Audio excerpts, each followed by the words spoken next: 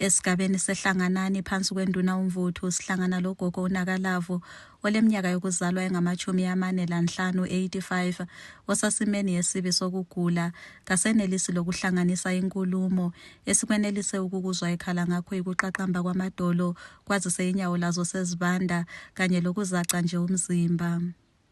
Amadolo abuhlungu wasuka amadolo mama.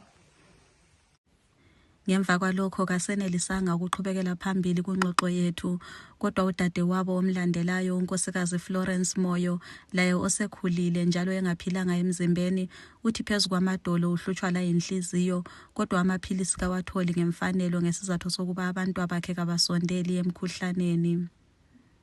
Into ezifunakalayo sibili amaphampa wona la ukhuza wona amaphilisi isepa okuwatsha.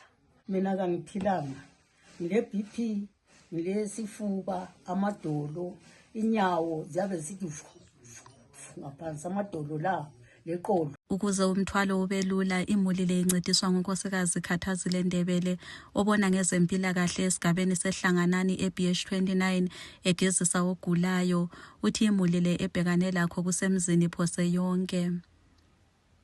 Umuntu uyagula umrive kuphela eklinika ukuthi ayihamba eklinika ehambe futhi efika eklinika uzabuye phenduke nje ukuthi eklinika kuthiwa kula maphilisi bambhalele ukuthi ngiyethenga. Manje mina kangila mali ngizayenze njani? Lendlala khona ukuze eklinika kukhatshana. Nga uhamba vele ukuthi uhamba ngenyawo uhamba 3 hours lokuhamba. Kakhulu kabe BP ama HCT awakho.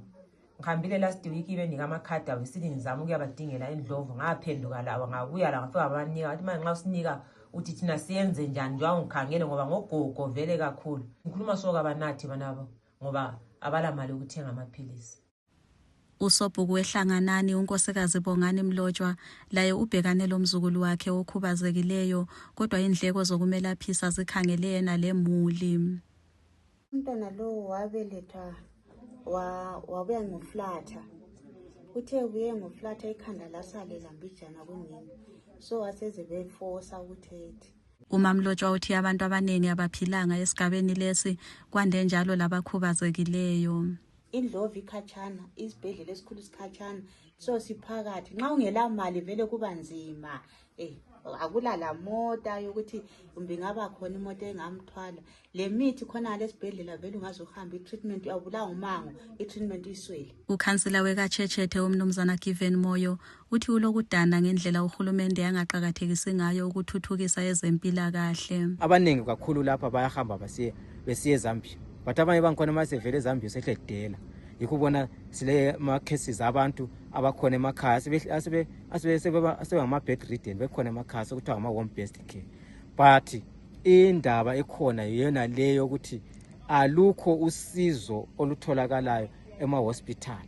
Ngikhuluma kanje ngiyahamba khona ngale ngafike hospital abantu bayangena bayaphuma bagijima benikana izimali bedinga izimali zokuyadinga imithi.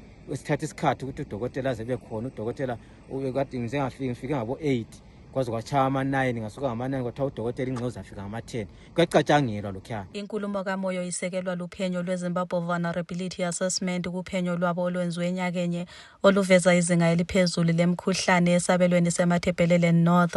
Ngokomzekeliso bathi inani labantu abangama-40 ekhulwini 39% baphila legcikwane le-HIV kwande njalo imikhuhlane yetshukela enhliziyo izithuthwane ezinso ufuba ukugogeka leminye. Imizamo yokuxhumana lesikhulumeli sogatsha lwezempilakahle umnumzana Donald Mojiri yehlule ngoba ebengaphenduli imibuzo ayithunyelwe ngumsakazo lo kodwa uhola isabelo seMatabeleland North umnumzana Richard Moyo uthi sokwasungulwa ukwakhiwa kwesibhedlela esizamela izakhamizi eLupane esizahlonyiswa ngemtshina yonke kodwa ukuthi nini akwaziwa. NginguNokuthaba Dlamini we VOA News ngiseWange.